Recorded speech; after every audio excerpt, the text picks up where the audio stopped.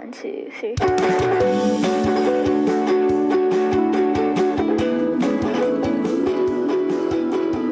Yes, sir. Go ahead. Hello, everyone. This is Kyle Galaz with Poor2Pro Car Sales Training Podcast. Become a sales titan. And I got one right in front of me, Xavier, on his way to becoming the sales titan he wants to be and making the big money. And Xavier booked me for a one-on-one, and here we are a day later, 2 days later. So I appreciate the business, Xavier. Why don't you tell us about yourself? Tell us your name. Tell us about yourself, maybe what dealership you work at, if you want to. Yes, sir. So my name is Xsavier Aranda. I'm currently residing in Houston, Texas. The dealership I work at is Tomball Ford. It's in Northwest Houston. I'm primarily in the pre-owned department, so that's where I primarily make my sales. Only been in the game for about 6 months, but I've been trying to stay strong. Um, I think within that period, I've sold um, quite a bit for newbie. I would hope to say, don't want to, knock myself down, but Um, and here I am just trying to be like everybody else that tries to reach out to Kyle, be a better version of myself, be a better salesman, be a sales titan. That's right. So Man, it means a lot when I see salespeople trying to get better, Xavier. And the guys at your dealership can take you so far, your managers can take you so far, but it's up to you to really dig deep and find the good training. And whether it's from me or another podcast or another trainer, at least you're out there trying to mix it up and learn some new angles. So 6 months in the business, how do you like it so far? it's been a wild ride. Um, I would say there's definitely more good than bad. I've met so many different types of people doing it. And I've learned not just a whole bunch about the business itself, but my hiring manager, he saw potential in me that I myself did not even see.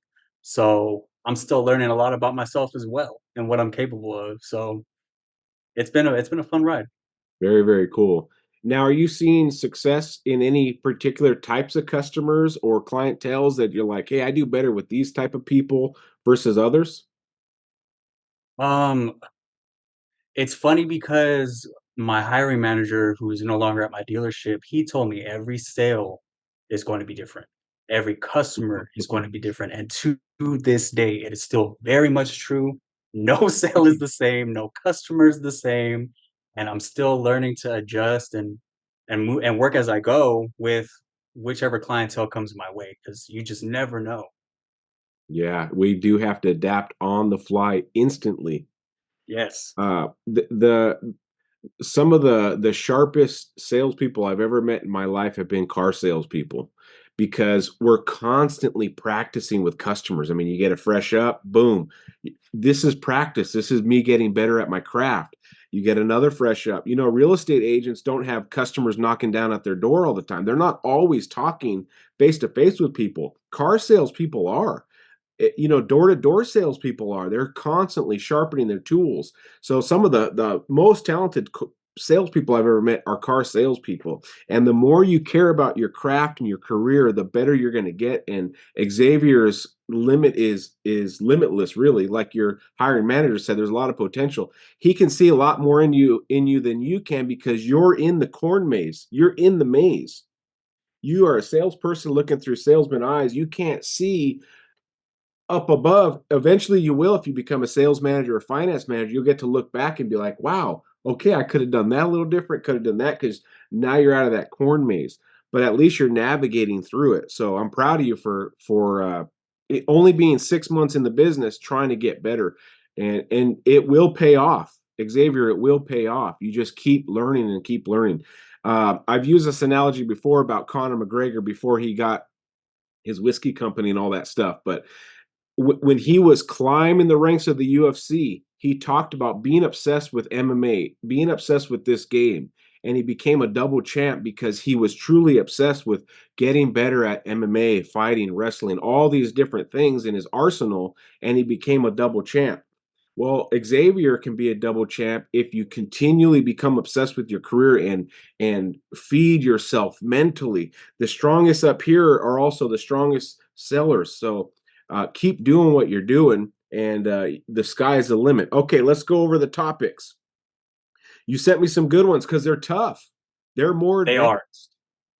There This have been times where I've dealt with everything I've sent you, and I always try to just think back, and I'm like, "Man, how could I have done this differently?" Or, "Man, how could I have approached it to them where they stayed at my desk and I could have just, nailed the sale right then and there." But sometimes I get stumped, Yeah. you know? Well, I tell my sales guys this at work because I don't want anybody to feel like there's a 100% closing ratio. There isn't.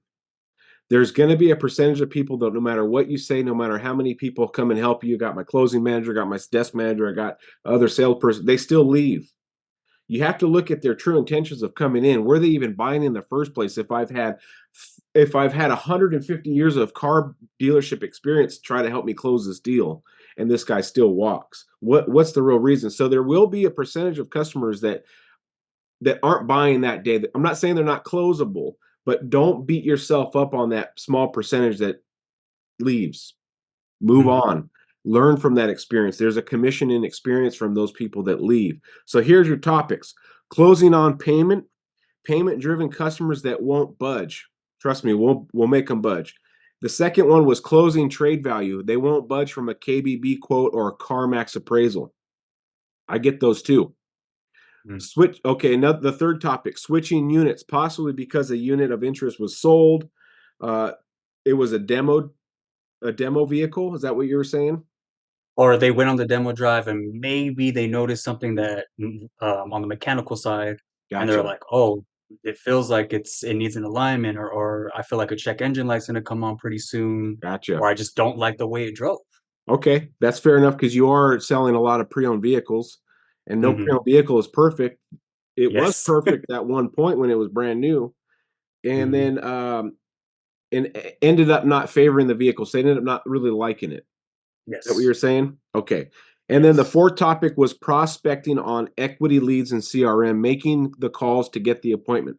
I have a new hire at my dealership that's been selling for 5 days now, and his second car deal was an internet lead that Mm. he turned around and said, "Hey, Kyle, this guy wants all this money for his trade. I think he's upside down." I mean, 4 days in the job, he already knows he's upside down. Like, I'm like, don't worry about any of that. You get him to your desk, and I'll step in and I'll help you close it. All right, all right. He turned around after about 10 minutes and said, I got an appointment. I'm like, that's all I need to hear. Just get him to your desk. He did his job, got him to the desk. Guess what? We sold it. He was upside down, but we wiggled some numbers and made him happy, and he ended up leaving. You have to sell the appointment, not the car on the phone. And we'll do that on the last one. So let's start with the customers. I got my notes over here. So if I'm looking over here, I'm looking at my notes. Okay. Closing on payment.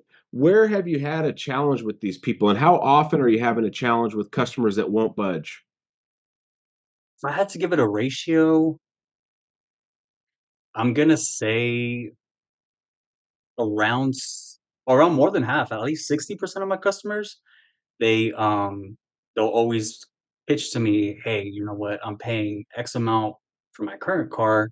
I just do not want to stray too far from that amount." But then sometimes they don't realize that vehicle that they're inquiring on is much more well kept, much more newer than what they're currently driving.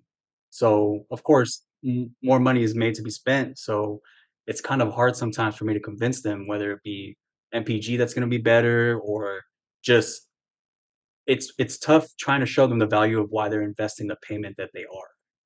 Gotcha. you know.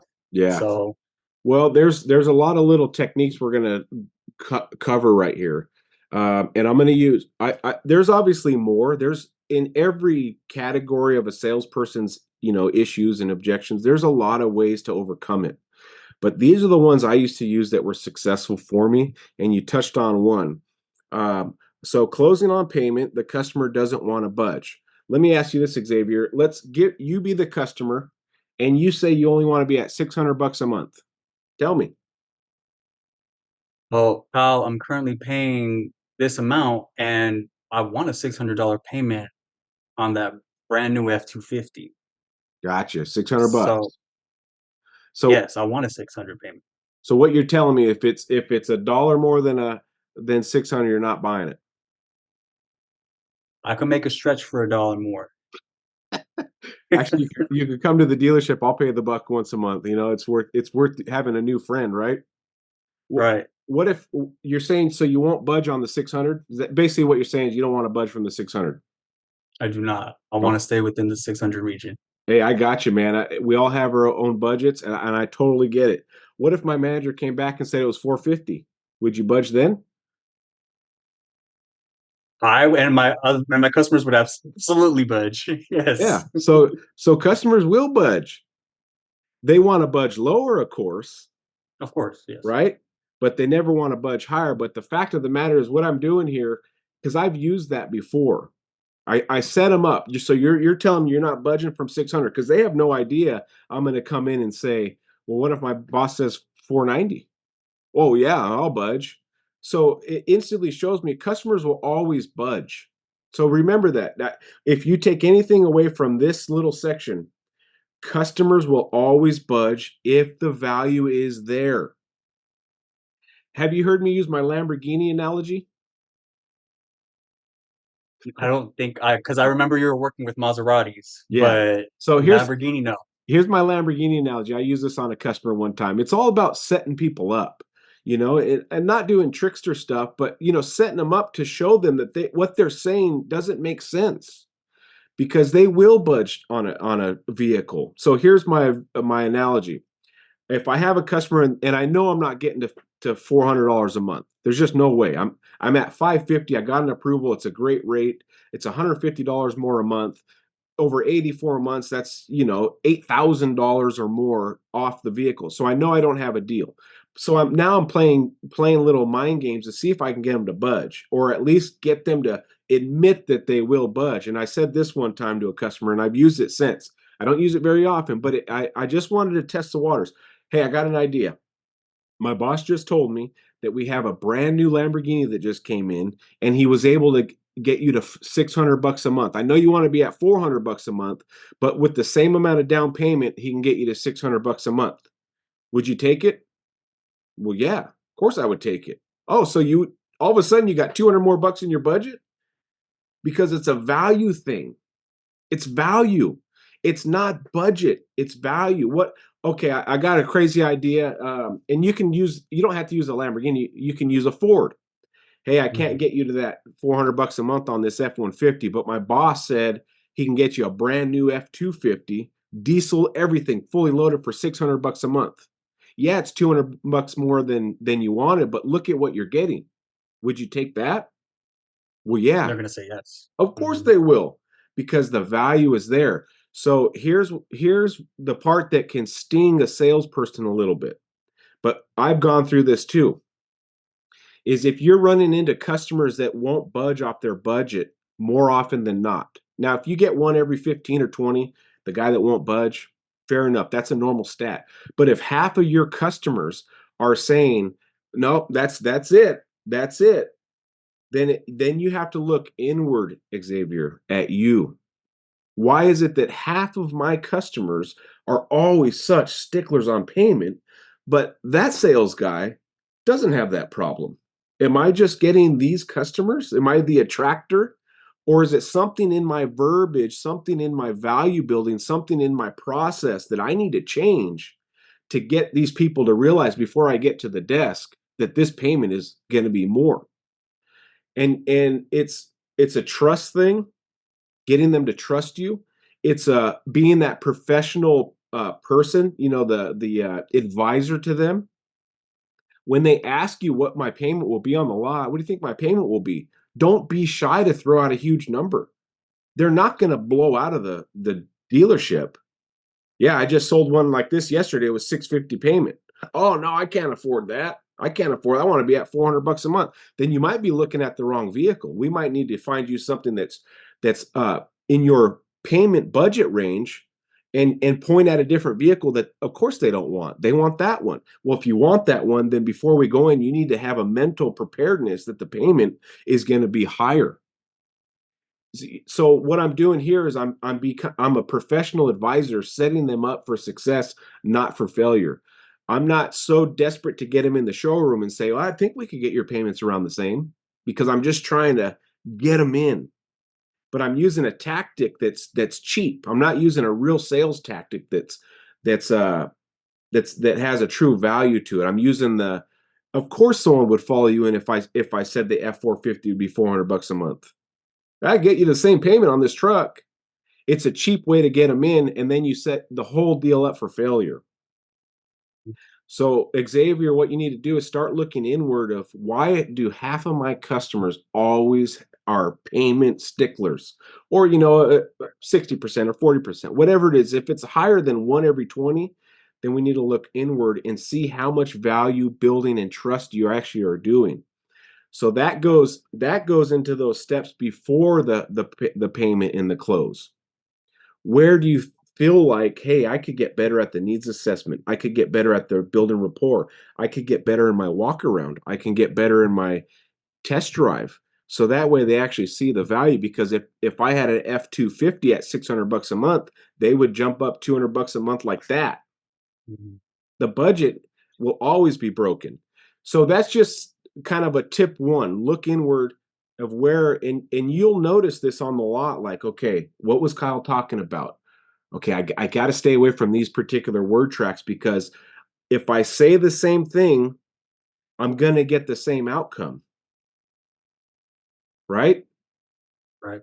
So if half your customers are payment sticklers, not everyone is on an engineer mindset budget. That's true. That is very true. Because guess what? They'll buy your car at $400 a month. They'll go spend $200 at the mall on shoes like that. So, That is very true. right. That is true. That is true. So, so what I said earlier is know that all your customers will budge. You just have to find the real objection of why they're unwilling to budge from it. So let's break down some more of these things here, okay? So the budget breakdown, this is one I used. If you have good rapport with somebody, let's say it's me and you, Xavier, and I have good rapport with you. I feel like we have good rapport already after 15 minutes here. Xavier, I understand you're saying you can't afford the $600 and you wanted to be at $400 a month. But my bank, who deals in zillions of dollars a year, deals with these people, customers from across the US, is saying you can't afford it. So based on your income, based on your rent or mortgage, based on all these things, the bank approved you for this truck. So if the bank knows you can afford it, I know you can afford it, then let's break down the actual budget and see if you can afford it. If we go through your budget and you're in the negative, don't buy the truck. Don't buy it. But if we go through the budget, more times often than not, you can afford it. It's just you got to stretch your mindset that I can't. $200 a month extra? Are you kidding me? That's 4 stops to the pizza place a month, or that's one nice dinner out a month. So what I used to do is write it down. Let's break it down. If I have good rapport, Xavier, what's your rent? Oh, it's $1,800 a month. Okay, what da da da da da. And I go through it, and at the end, if we cut out some of these extras, you can afford your truck, no problem. So the fuel economy thing that you mentioned earlier, great tactic. Yes. It's a great I have tactic. used that once. I have. Yeah. Yeah. Once or twice. Now, the once or twice you probably had decent rapport with the people where you could kind Yeah. of break it down. So you need to start building that kind of rapport and trust with everybody. And after 6 months, you're still learning. So don't beat yourself up. Give yourself a pat on the back saying that I'm doing a darn good job, especially after, yes, I'm serious. After 6 months, I'm doing a pretty darn good job. You can't go from being hired to sales titan. It's a progress, and you're going to have some Yeah. ups and downs, but the trajectory always needs to be going upward. You have a dip, that's okay, but I'm still heading upward. Okay. So remember that. Give yourself a little bit of a break. So you did the budget. Here's another one that you can use. Cars aren't getting any cheaper. Mr. Customer, if you bought this truck 8 years ago, what do you think your payment would be? It'd be $400 a month, where you want it to be. And you're saying I'm going to have to wait till I can afford more. That's not how it works. The cheapest version of this payment on this vehicle is right now at $600 a month. If you wait 3 months, it's $620. You wait 6 months, it's $650. If you wait a year, it's $700. So what you could do right now is capture the lowest version payment right now, which is a little out of the budget, but we've already calculated it's not. And you can start paying that balance down. Because if you wait a year, you're going to start fresh at a higher price. Whereas a whole year has gone by of you making payments. Look at that gap from buying in 1 year to all the payments you've made. It's a $20,000 gap. Like you got to get this ball rolling now, and you do some sense of urgency. Sometimes I will along the same lines of that. They want a specific payment, so I'll lay it out for them, and they will say, "Okay, I still want this payment on a 72-month term." And I'm like, "Okay, well, if you want X term," and more times than often, they'll have a discrepancy at the end of their term, and I'm like, "You got to work with me here because I still have money owed at the payment you want." Yeah. And that has worked a couple times because 'cause they're like, "Okay, you know what? I gotta pay the money that I need to be able to get this vehicle." Yeah. So when you have So no, you're doing a great job. So when you have customers that say, "Hey, I want to be at $600 a month on this truck," then you can say something like, "So you've done your research?" Well, yeah, I've done my research. I want to be at $600 a month. Okay, let's go work your deal. And you come back at 750. So you go, okay, you said you did your research. I'm at 750 a month for 72 months, like you said, and you wanted to be at 600. So that $150 a month gap, what did you account for that? Down payment or trade in? Like you put it back on them. At what point did you tell yourself, I can buy this truck at $600 a month? What equation? Show me that equation. Then I can have my manager pencil it how you decided 10,000 down, this rate. Oh, well, I didn't do that. So where did that $600 come from? Was it just a gut feeling? Was it something that you bought in the past and you figured? Or did you not account for how much vehicles are nowadays? Or did you think the dealership had $8,500 that just can go to you? Because I assure you that's not the case. And then you can go back into being a salesman because now we've educated them and we showed them that their research is wrong. $600 a month, this thing's 750. Where did you come up with the 600? Show me. And now how can we make up the difference? Did you have the down payment? Because my boss said it takes $8,500 to get you to that. Did you account for that? And you're putting them on their heels. You're asking them questions. You're being that professional advisor that says, okay, show me how you got there. Without being rude, of course, yeah. we built a lot of rapport with these people, and you can joke around with them. Xavier, you said 600, I'm at 750. Where did you mess up on your math? You I know? mean, always gotta have that delivery because you don't wanna deliver it in a rude way because 'cause they're gonna feel Exactly. just like yeah. Yeah, we still are professional. We're still trying to make a car deal. So Right. when I'm talking to you, professional, this is I'm trying to get a point across. But with them, how I would say it would be like, okay, I'm at 750 over here based on the truck you picked out. You said 600. Where's this 150? When you were doing your math, how did you account for that? Like you just asking questions. Remember, the person that asked the questions has the control of the conversation.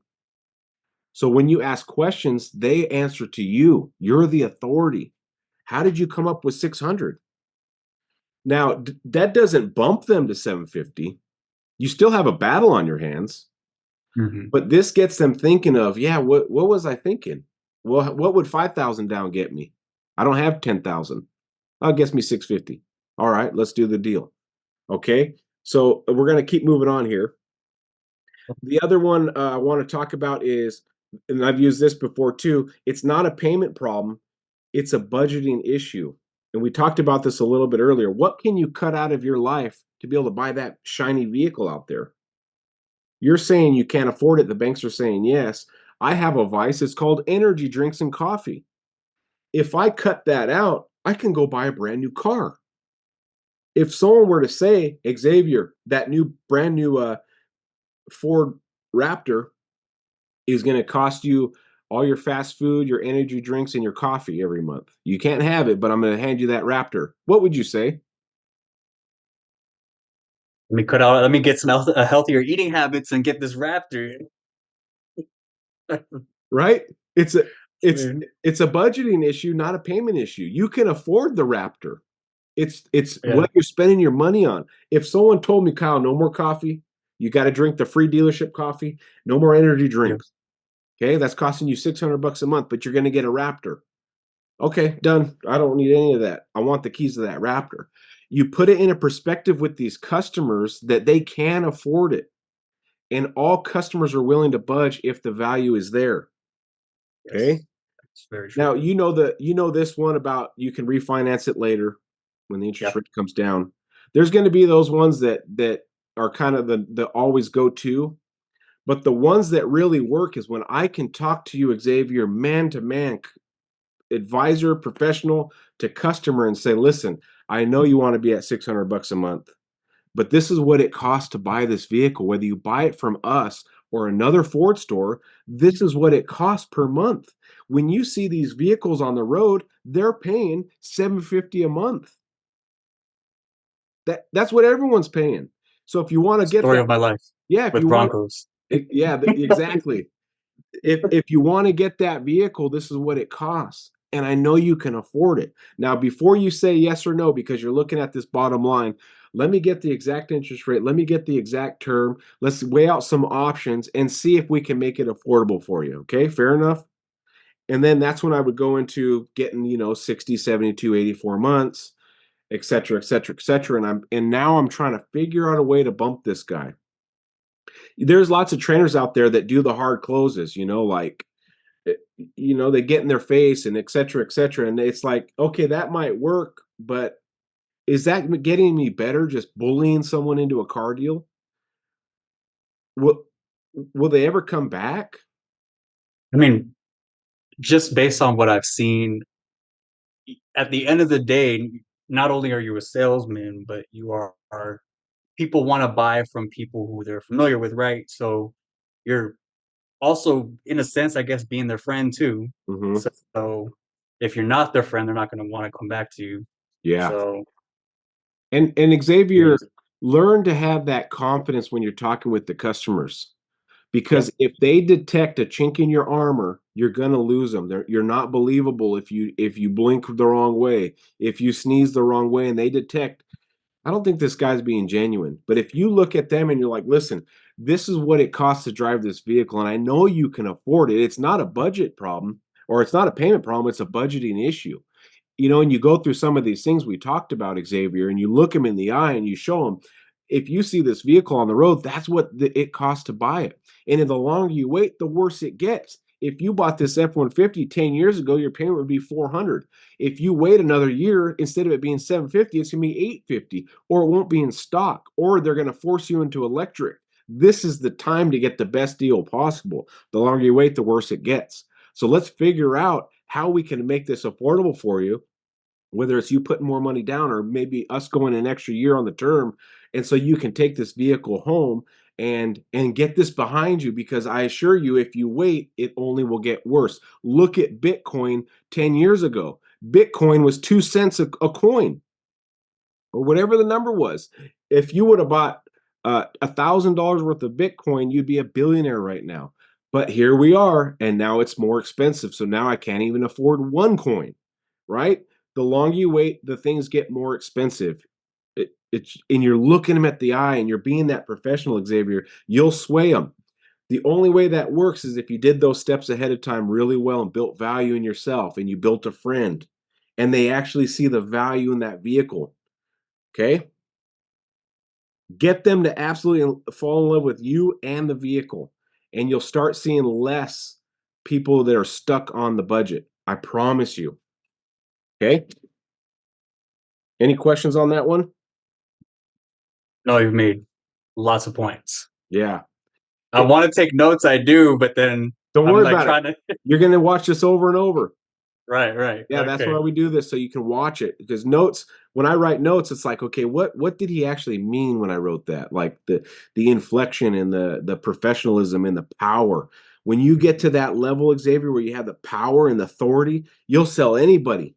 You'll be able to move mountains with your words, and you'll be able to close people that you never thought you could close before. Like, I just closed a multimillionaire full price on this brand new F450, and he asked for money off, and I didn't give him a penny because I had him fall in love with me, the truck, the process. Just like his business, he gets all the money because he's a professional. Mr. Customer, the reason why you're a millionaire is because you get all the money on your product. That's what I'm trying to do. Let me get mine. Those people appreciate people that have some cojones and say that kind of stuff.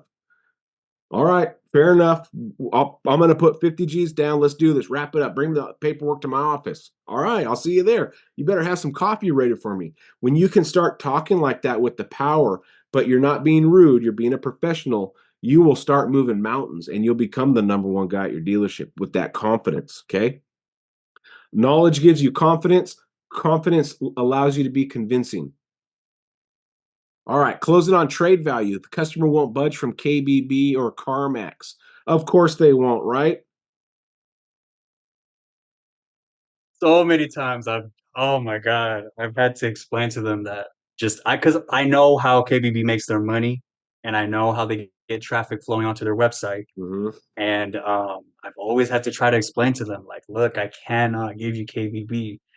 There was one time where I was so intense with the customer just going back and forth, I was like, "You know what? We'll give you KBB for your trade. Give me KBB from a vehicle that you wanna buy from me." Yeah. And, of course, they didn't agree, but, Well, of course. we but we eventually met some middle ground. I made a sale that day, so Yeah.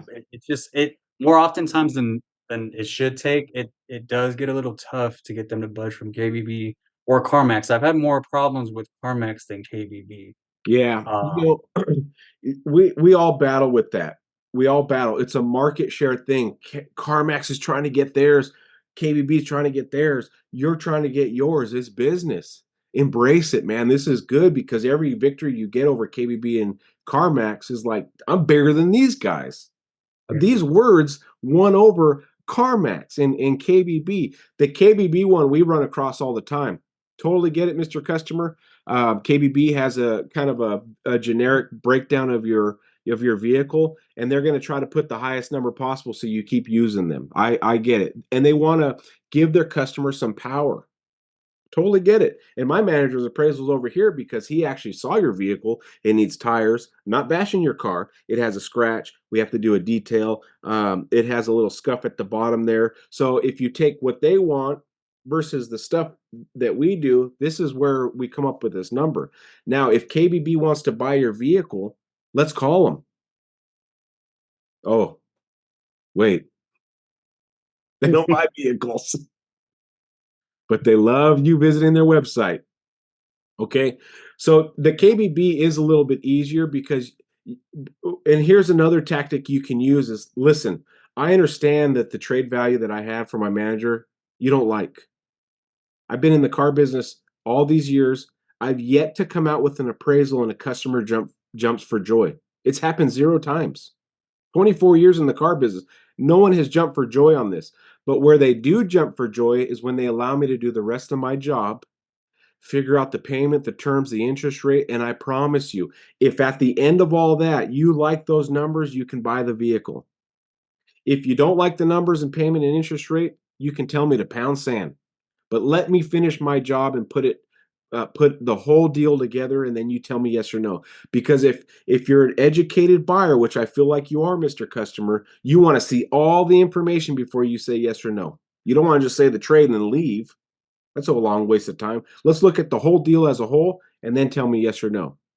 That gets you the credit app. That gets you the approval. Next thing you know, you can tell them, listen, the bottom line on my worksheet with your trade-in and your payoff, this number, no one likes that number. It's always too big to deal with. But check this out. I got the payment you wanted. You hate this, but you love that. Which one are you going to write a check for every month? Right? And you can start swaying their brain away from that trade-in value to that payment. So do your best on trade-ins to tell them, especially with KBB and CarMax, you can say, we aren't always the best deal in town. We're not. If we were the best deal in town, then there would be no other dealership.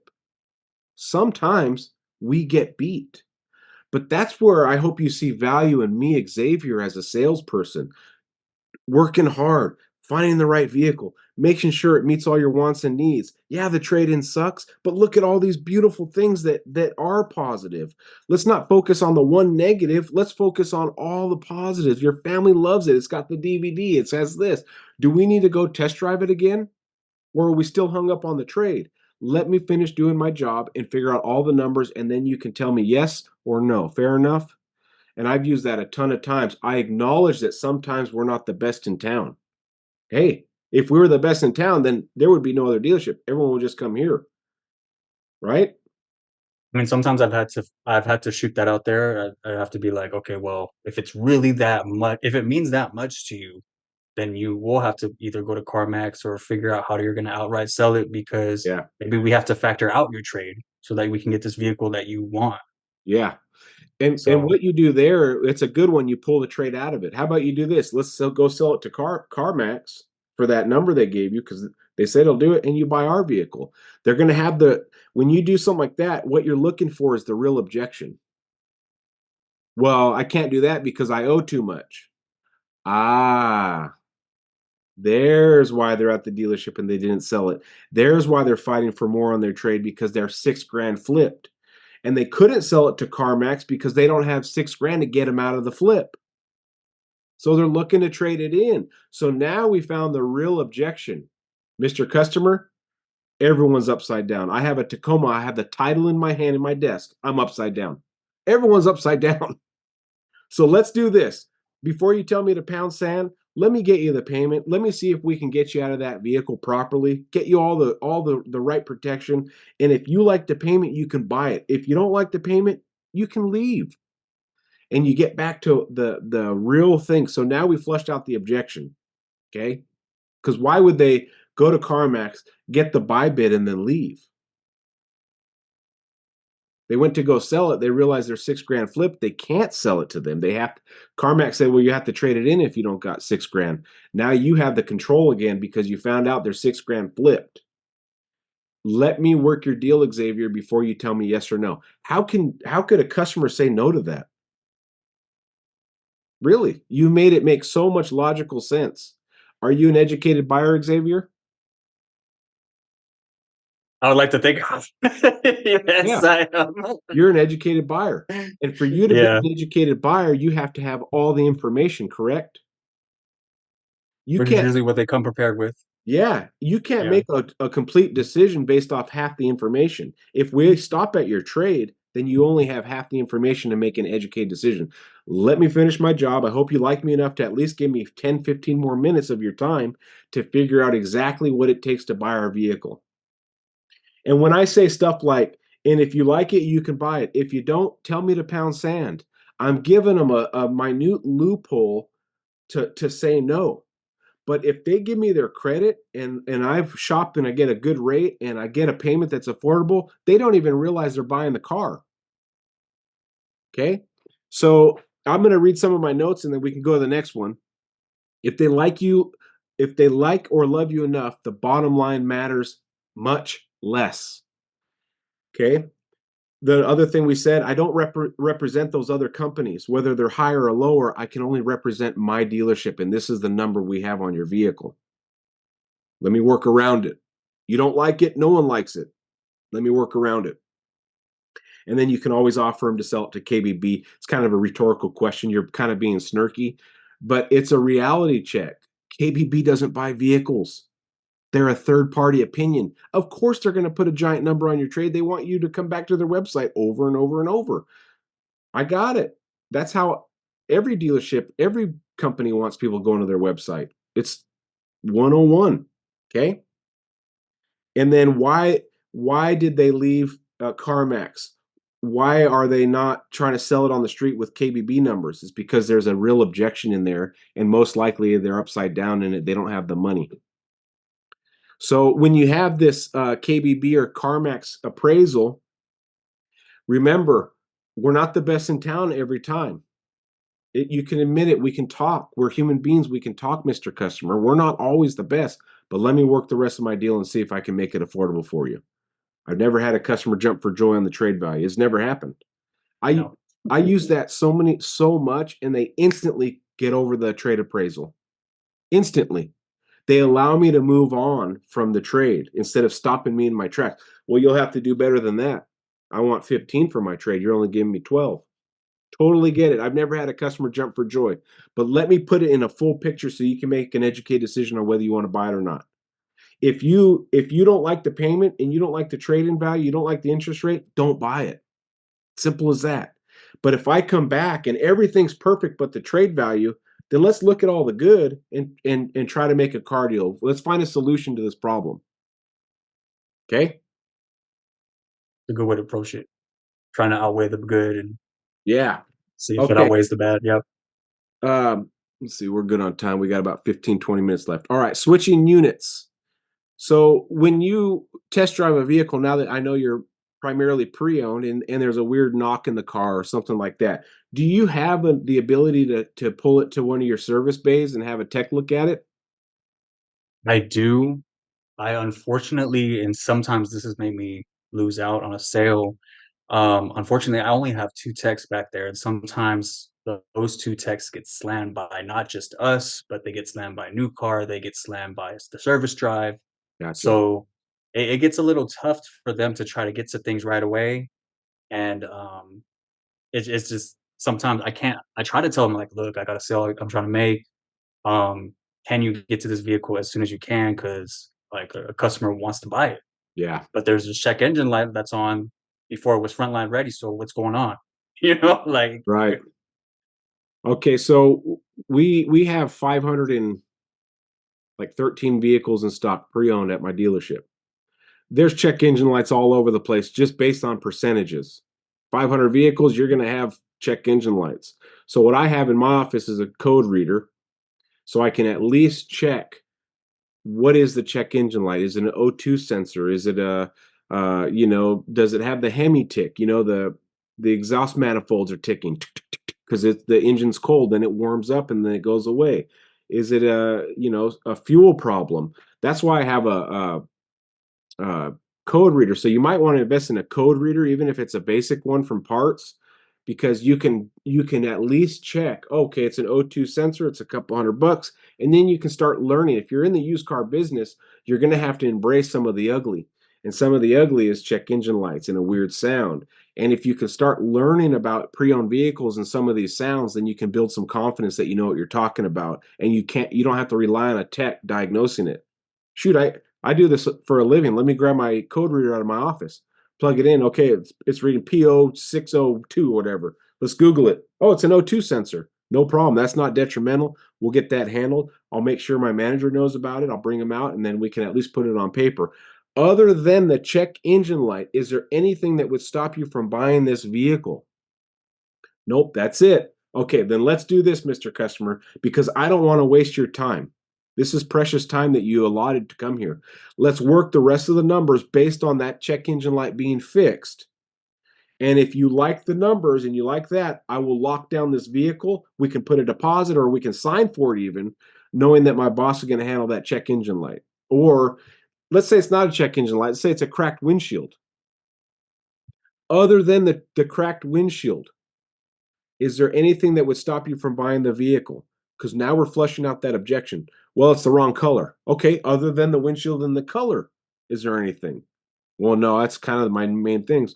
Well, let's put it on paper and see if and you're trying to get them through the process, because more times than not, they say I don't want black, but the numbers are good enough. Now they're driving home a black truck or a black car because you're giving them a path to buy the vehicle. So when you're switching units because something has a problem, try not to switch them right away. Find out, other than that issue, is there any other reason why you wouldn't buy the car? Do you think you could work with that? I've always tried to just see if there's a way to we could get a quick fix because sometimes it is the windshield, and it's a good thing that I've built a good relationship with my windshield specialist. So I have his number and all that good stuff. I'll be Nice. like, I'll take care of you. We'll take care of it. I know the windshield specialist. It'll get done within the week. Done. Okay, So so you are learning some of those techniques, but when you have customers that are giving you some heat on a particular vehicle, it drove weird, it kind of shuddered. mm, Isolate it. Isolate that problem. Put a band-aid or a shield over it and find out, is this the only reason why you're not buying it? Because if you can isolate it, then you got something to work with. If you don't isolate it and they have 5 different things of why they don't want this truck, and you're not isolating those 5 different things, then you can't sell the vehicle to them. So you got to ask, Other than this shake, is there anything else that would stop you from buying it? Well, it has a cracked windshield. Okay. Other than that, in the windshield, is there anything other?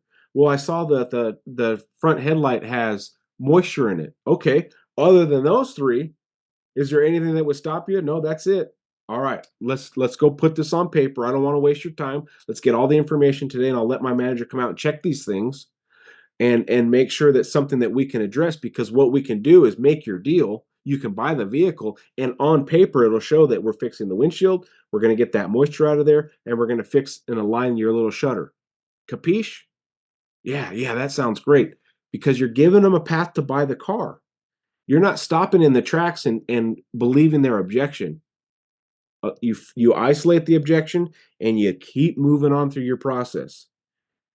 Don't be the reason why you stopped the car deal. Let them be the It reason. makes me circle back to what you said in one of your videos, because if there's more than way too much that they're listing, it brings me back to what you said in one of your videos.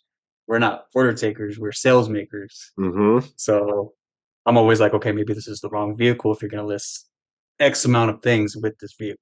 Yeah. So And you can put it back on them. Well, the only reason I'm showing you this vehicle is because you told me you had a $10,000 budget. This is what $10,000 buys you nowadays. Now, is it a $10,000 budget because that's how much cash you have? Or is it that's how much you think you could finance? What kind of payment? And then you can kind of figure out, okay, you're saying you want to be a $400 payment and you have a 700 credit score. Let's shop for a $15,000 vehicle. Well, I can afford that? Yes. I'm the professional. I do this every day. You're the amateur, right? Remember that. The customer has only bought in their lifetime 10 to 15 vehicles. You've sold that in a month. Who is the professional? Who is the amateur? Let's guide these people through the sale. Let's guide them through the sale and put your salesman shoes on. Have you noticed in your career so far there's a lot of order takers out there? there have been a couple. Um, a lot of people at my dealership, a lot of my coworkers, they're very experienced. They have a lot of longevity in the game, and they try their best not to lean towards being an order taker, because they Good. just know that that's not they've been in the game long enough to know that that's not where you have to be. That's not what you need to be doing. So Good. um, yeah, a lot of my and that which is another reason why I even you know consulted in you, because I'm only I'm only 6 months in the game, like Yeah. no prior sales experience.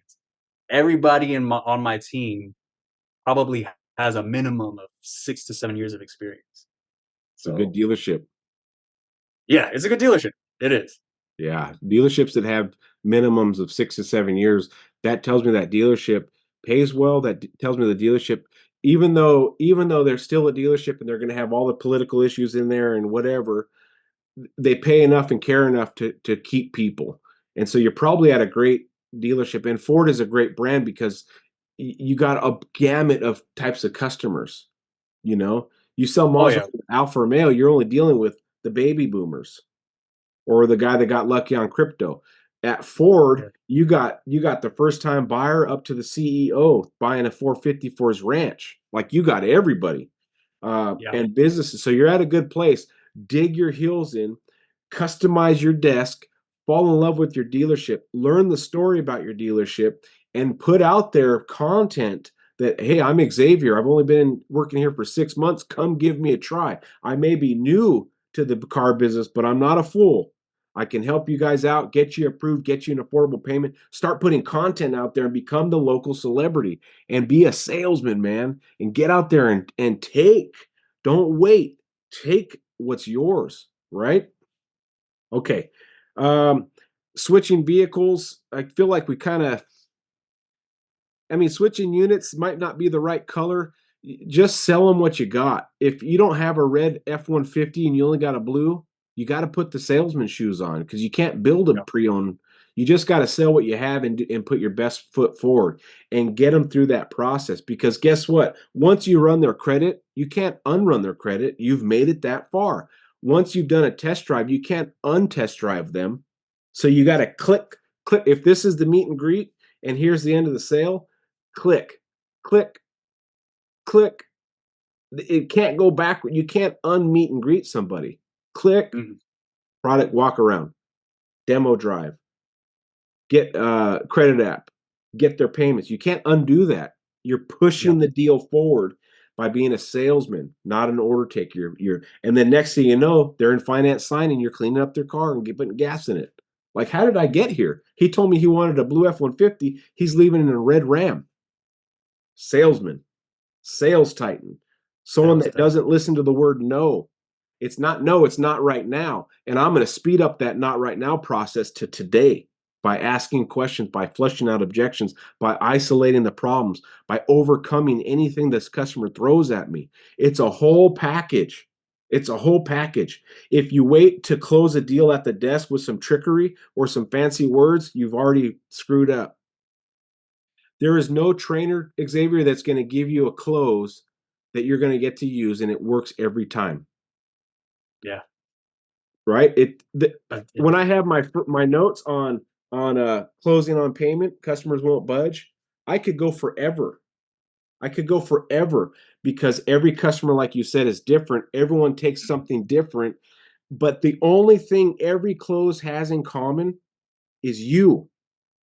How much do they like you? And if they like you enough, they'll budge on payment, they'll budge on trade, they'll budge on color because they trust and like you. If I were to tell you, hey, Xavier, I know I've only known you for an hour in person, but there is a new crypto coming out. It's about to hit. It's going to hit tomorrow. It's going to come out. It's 0.0001 cent. Drop a grand on it because in 3 to 4 days, Microsoft's picking it up and that thing's going to go, it's going to go crazy. If I built enough trust, would you spend $1,000 to possibly get rich? If I built enough you know, trust, if you yes, if yes, if okay, you sold me on it, you got to sell me on it, and then okay, yeah, you're building a rapport with me, all that good stuff. Then yeah, I'll move forward with you because you did your due diligence to show me that that crypto is gonna yeah, okay, now, skyrocket. okay, so I've known you for an hour in that, so I have to sell you on it a little bit, right? Yeah, Because I've only known you an hour. What if your mom told you or your dad told you? and that's a different weight though because they've known me my whole life. I So but it wouldn't be a question of yeah, or your brother or someone that you're really close to that you mhm, know wouldn't screw you over. Would you drop a grand like that? because Why? yeah, more times than one, led me to they haven't set me up for failure, but they've led me to success. Yes. Every time I've needed their help, they've helped me, and they've answered my questions that I was in the dark about or whatever. So, So, okay, so you can see trust can pull a grand out of somebody that they didn't plan on spending that day. Trust. I can get $1,000 out of somebody if they trust me that they weren't going to spend today. Xavier wasn't about to drop a G until his mom said, dude, you're going to miss out on this opportunity. You have to buy it right now because Microsoft's about to buy this crypto and it's going to explode. All right, mom, where do I sign? Or dad, or whoever, someone that you trust. So when you're building rapport with customers, yes, we have a small amount of time to build rapport, but you need to get to that trust level to where you're their advisor and they will listen to you. Sales come easier when they like and trust you and they see you as somebody that's uh an authority that's really trying to help them. You get to that level in these people's minds, the budget will go away. All these things will go away if you get them to absolutely love you. All right, I know we're coming up on the end. I got my notes like a mad scientist. yeah, Okay, almost there. Okay, this is a good yeah, one because I have a new guy that I'm helping through this prospecting on equity leads and CRM. The key to phone calls and leads is just make the call. okay. Make the stinking call because a lot of times salesmen will be like this texting, send. Oh, I didn't hear back from that lead. Send text. All right, yeah, didn't hear nothing. Like you gotta you gotta really try for it. And the whole point of you calling and texting and emailing is to sell the appointment, not the car. Do not try to sell the car. Do not try to sell the appraisal. Do not try to sell anything but the appointment. If a customer asks a specific question about a car, like, hey, do you have this in stock and can you verify it's true blue? Of course. Boom, boom, boom. Yes, it's in stock. Yep. Hey, Bill, it's Kyle. At what's the name of your dealership? Tomball Ford. Tomball? Tomball Ford. Tomball Ford. This is Kyle at Tomball Ford. How you doing, Bill? Oh, I'm doing great. Hey, your name came across my desk and it had a VIP tag next to it. You must be very important, Mr. Bill. Oh, yeah, yeah, yeah. Right. I'm fluffing them a little bit. Hey, you had a question in there, but it got cut off a little bit. It was asking if the color was, and then it got cut off. What were you asking? I'm getting him engaged. Of course, I know what he's asking. It says right there, but I'm trying to get this guy engaged with me. It says, "Is this color?"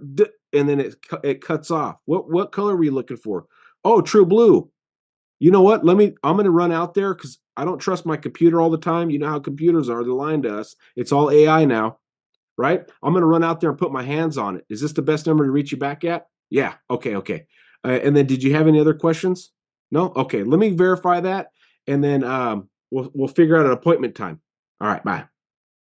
I know it's True Blue already. I know it's in stock, but I'm just trying to get this guy engaged with me, and I'm trying to get him to see that I'm trying to help him. Then when I call him back, it's a show, Xavier. I'm putting on a show. I'm putting on a show for these people. Hey, Bill, it's Kyle again. Hey, I got the truck pulled up. When can you get in? Right? You left the truck in its spot. It's in the back, still dirty. I'm just trying to get the appointment. What kind of numbers can you work on? This is Bill. Hey, what kind of deal can you make me on it? Bill, the best deal is in the showroom. When I have a file in my hand and a customer at my desk, my boss goes crazy on deals. I just need you here. What about my trade? Can you give me a ballpark? We don't deal in ballparks because a lot of times we're off. My boss wants to see it. If you want the maximum amount of value for your trade, it has to be here, right? What am I selling? The appointment for sure. Getting them in there so that they can get to your desk. Yep. Because what happens when I give them the appraisal over the phone? Oh, they're gonna be like, oh, that's way too low. No, I don't even want to come. What happens when I give them the best price over the phone? They're they're gonna say, can you go lower from that? Or they shop that number somewhere. And Yes. someone beats me by 300 bucks and they drive over there for 300 more dollars. So if we already know that on these prospecting these people, why in the heck will we give them that ammo? You got nothing going into the phone call. It's okay if you have nothing coming out of it because you can call the next person. You can call Bill back later. You can keep trying. But when you're on the phone, Xavier, remember, I am selling the appointment on this phone call. I am getting them in. I am turning my sales skills from a vehicle product to an appointment product. And I have to get these people in for me to be able to sell a car, right? Hey, I know it's a risk coming all the way over here and not end up leaving in a car, but if you want the best deal, I just need you here, Bill. You got to understand how we do business. We don't sell all these cars every month because we're screwing people over. We're selling all these cars a month because we do killer deals and we're awesome at what we do. I just need you here. I need 5 minutes of your time. Bring your trade, bring your payoff if you got one, and just get in here. And when you start doing that and you can have a good conversation and you don't sound like a salesman, hi, is this Bill Walters? Oh, yeah, this is Xavier at Tomball Ford. I was just seeing if you're interested in a vehicle. No, get off the script. Have some fun. Be Xavier on the phone. Be what makes you be your meal ticket, and have some fun with it. But the whole point of that phone call, Xavier, is to get him in. So here's what we'll do real quick. Let's say I'm Bill and you're Xavier, and you called me. What would you normally say to get Bill who has a paid off F-150? This is your previous buyer. I don't know. Oh shoot. Hold on. Do not disturb. Okay, go ahead. Because usually that is what I'll do. If I see in my system that you're a previous buyer, but you weren't my customer, I'll reach out to you. And I'll say, "Hey, Bill, I noticed that you've been driving this F-150 for quite a while. Let's see if we can upgrade you. Come on down to my lot, see what I can do for you." But I mean, I'm not gonna open it like that. Of course, I'm gonna ask them, "Hey, Bill, how are you doing? Are you still driving that F-150?" And then they say, "Yes, I am." I was like, "Okay." Then I'll let them know, "Hey, I mean, it's been quite some time. Would you want to return to my lot? Maybe I can see what I can do for you, upgrade you into a better F-150. You still happy with your current vehicle?" And then sometimes I'll get lost there, but Hey, you know what? At least you're trying. yeah, like, Okay. that's the thing is sometimes I don't know. That was why I put that as the one of the training questions was because if it's not my previous customer, I can't say, "Hey, you know what? When I was selling to you, you were going on a trip to Rome. How was that trip to Rome?" Right. You know what I mean? Mhm. So Okay, so some of the most creative people on the planet are they're also the richest. So you have to get creative with these people and think outside the box of not just being a sales pitch. So you can say stuff like this, Bill, this is Xavier at Tomball Ford. Hey, your name came across my system and it shows that you bought a 2010 F-150. It shows 14 years ago. Do you still have it? Well, yeah, I still have it. Okay, perfect. The reason why I'm calling is my boss just told the whole sales staff, my big boss, the guy that runs the whole show, I need older trucks. It's weird thinking of older trucks as 2010, but according to life, it's 14 years ago. So what he was saying is anybody that I can find and your name happened to pop up that had an older truck, get them in. I'm being retarded. I'm being ridiculous with numbers today. Right? I'm getting creative. I'm not saying are you still driving the truck or you would you think about possibly upgrading? The answer is going to be no because he doesn't want to spend any money. But if you say stuff that's catchy, like a song has a catch, a hook, it's going to get people in. The song with no hook doesn't get played twice. The song with the hook, you want to sing. So when you have a customer on the phone, you need to find the hook. And no matter what car they have, hey, do you still got that 2016 Ford Focus? You do? Okay, my big boss just said anybody you can find with fuel saving cars, get them in. He's going to get crazy with trade-in numbers. I don't know what his plan is, but he said just call him. And your name popped across my desk, my screen. Is like coincidence? I don't know. You can literally do that with anybody. My boss is looking for diesels. My boss is looking for hybrids. My boss is looking for two-wheel drives. Anything, and you're just getting them amped up. Oh shoot, really? I didn't think about trading it in, but if he's going to get ridiculous with the numbers, I'll be right down. When can I get you in? I'm going to put you down for my appointment. I'll be right there. Creativity, Xavier. Get creative. Use that brain of yours to think outside the box and try new things because trying new things will open new doors. Opening new doors will usually equals more money. instead of being black and white, you're hyping up the vehicle Mm-hmm. and you're hyping them up to get in rather than, trying to sell them a vehicle Yeah. or making it seem like you're trying to sell a vehicle. Yeah. It's all about that diversion and blah blah blah blah blah. But you're getting them pumped up. Honey, I'm heading over to Tom Ball 4 to see Xavier. Why? His boss needs my truck. All right. Next thing you know, you're signing to the guy. And yeah, he hated his trade figure when he came in. But you go back to the hey, all these things are great, but your trade-in number, right? You go back to those things and you become a salesman. Listen, you were going to trade it in anyway. Eventually, every vehicle becomes worth $1. Eventually, they're all worth nothing, no matter how nice it was new. At least you're getting some money for it. I didn't realize it had body damage and et cetera, and scratches and it needs tires. But at least we got you an affordable payment, and boom, you're selling the guy because you sold the appointment, not trying to sell that car. Okay, so practice that, get creative, have fun, hype them up.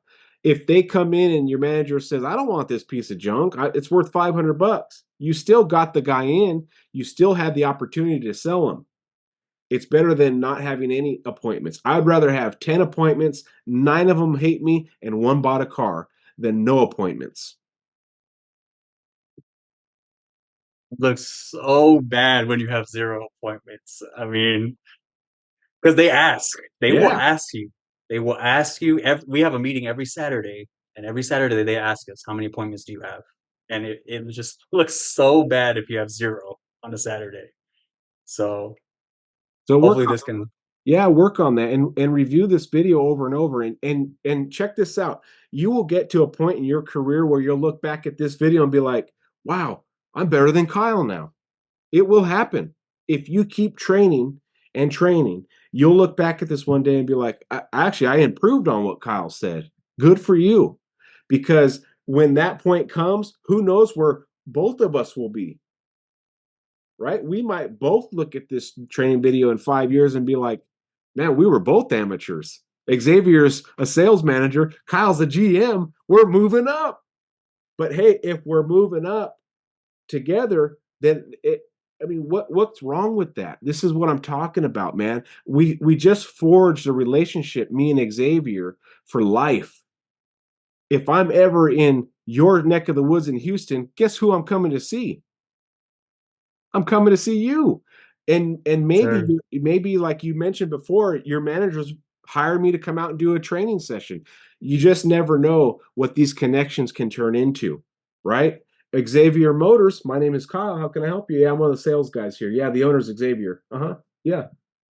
Like you never know what the future holds, Xavier, but if you keep training, staying positive and looking at up here, not what the muck is down here and the huddles and the I hate my dealership. They don't pay enough. This doesn't grow. Always look towards the sky. Always be looking forward. And I will give you one last analogy because I like analogies. Have you ever made like a little terrarium in like a glass jar? You put dirt in it and you put little seeds and then it grows. I mean, Even as a I've kid, raised a plant before. I haven't done that. No, no. okay, like a plant, right? If you Yeah, have a plant, a beautiful plant, and you put it in a jar, you put that plant in a jar and it's got its own little ecosystem. How big can that plant grow? you can outgrow the jar. But I mean, if it's in the jar, how big can it grow?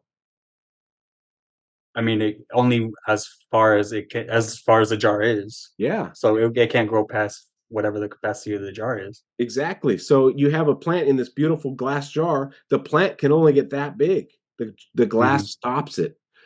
You take that plant out and you put it in a bigger jar, what happens? It grows to that jar. You eventually take that plant out, stick it in the ground. It has unlimited potential. It can grow as big as 100 feet tall if it's a tree, 200 feet tall if it's a redwood. I mean, there's no end to it. So, what I'm getting at with you and your career, don't ever cap yourself as, oh, I'm just I'm a 10 car guy or I'm a 12 car guy, I'm a sales guy. No, man. I'm a 30 car guy. I have no limit. I'm going to make $20,000 a month. This is my mentality. You can laugh at me, but I'm only going to surround myself with people that want to go to the top. I'm only going to surround myself with management that sees value in and they're obsessed like me and you. I'm going to hang around these people because I don't want to be stuck in the jar at 10 cars a month for the rest of my life, repeating my first year in the car business for 30 years. I want to be continually growing. Keep training, Xavier. Keep doing what Xavier does. Nothing can stop a man on a mission, right? You're right. That was my mindset when my hiring manager hired me. I was just like, man, I'm with a bunch of big dogs. Like I gotta go full force. I gotta do what I gotta do to be able to sell like they do. Because we've got some pretty good salesmen at my dealership. So, Yep. you know, I'm I just I'm always trying my best to be better every day. So Good. And also too, if you are in the car business 1 year, but you've done 2 years worth of training and experience, then you're already past the guy that's been there 2 years after 1 year because you have 2 years of experience. Well, if you continually train and continually practice and get that experience, eventually you're going to surpass the guy that's been there 8 years in 3 years because you have more knowledge up here. keep feeding this sucker up here. Podcasts, trainings, whatever you can get, man, off the internet or people around you. Look for the best and work with them. And remember, don't cap yourself. You can be better than the best out there. Have that mentality. What's your number one guy there? How many cars a month does he sell? Or girl? It's funny because I migrated my desk right across from his, just so I could kind of, Yeah, like marinate and maybe catch a little bit of his groove and kind of, integrate it into mine. But I think he's selling, man, I just like he it fluctuates, but it's always a high number. yeah, And I think he's selling minimum 20 cars a month, minimum. good. He'll sell more than 20 a month, but I think I think for the week he sold in 1 week he sold 10 once. I Wow, witnessed him sell 10 once. And I was just like, man, I don't know how he does it. When he gets a customer, that customer is not gonna leave without a vehicle. Like, that's a and salesman. yeah. And I'm always aspiring to either, just like you said, either be like him or beat him. You know what Beat I him. mean? And I'm trying to get the tools to be able to get to that level. You know what I mean? Oh, you will. So You will. And do you think this guy's getting lucky? no, you know what? I can't say it's all luck Nope. because he knows what he's just a heck of a salesman. He knows what, like, I've seen him just I asked one of my old managers, I was just like, "Man, he makes it so easy." And my manager said, "He makes it easy or do you make it difficult?" And I was like, "Man, that's a good question." So I That's don't know. I'm still trying to study him, but he can be like very I guess low key because he doesn't want nobody to beat him, you know? So that and what's cool about when a guy is at 20 cars a month average, that tells me that your dealership can support a guy that does 20 cars a month. You know, some dealerships, they don't have enough business to support a guy that does 20. Those guys have to move on to a bigger dealership. So at least I know your dealership has the capability to do that, which tells me if there's a 20 car guy there, there could be a 25 car guy there or a 30 car guy there. And that could be you if you do the tools right and become that local celebrity and you do everything in your power to become obsessed with the car business, you will get there. You will get there. Anything else, Xavier? I think that is everything that we were supposed to cover. So I don't know if that I don't know how you wrap things up because I've never made it to the end all the way because I'm always listening to your podcast at work and then in the middle of it I'll have a sale come in and Right. You know what? I, so I usually wrap it up by saying thank you for hiring me. I appreciate it. And to all my listeners out there, I just want to say thank you. Because to be honest, when I started the podcast, I didn't know if anyone was going to listen. I had no idea. And then I got a message like, "Hey, I listen to your podcast. I really like you. You have a good voice." I'm like, "Okay, there's somebody out there that appreciates me." And then all of a sudden, I started getting more and more and more. I realized maybe I am kind of good at podcasting and helping people. But if you saw the analytics of what Spotify pays and what my books pay and all that, you'd be like, why does Kyle do this? I do it because of this. I do it for the people because at some point I was new and at some point someone helped me. So something in my chest and my heart, my mind says I need to help other people. Whether it makes me poor or not or rich, I don't that's not why I'm doing it. I'm doing it because I want to help people get better. And if in the end it helps me financially, so be it. If not, I'm still doing the podcast. So I just want to say thank you, Xavier, for hiring me. I hope you guys out there like this episode. We'll see if Xavier wants to make it public or not. You can review it. But other than that, man, enjoy your day. I know it's late over there in Texas. Uh, yeah, I gotta wake up tomorrow for the dealership and all that good stuff. you'll be on Um cloud nine tomorrow, man. yeah, no, once I get in tomorrow, I'm just be like, all right, we had this training session, boom, boom, boom. I'll So send I'll send you the link, buddy. yes, sir. I do appreciate your time. Thank you so much, Kyle. I really do appreciate it. Thank you. Thank you, Xavier. Have a good night, sir. You too. Thank you. Bye.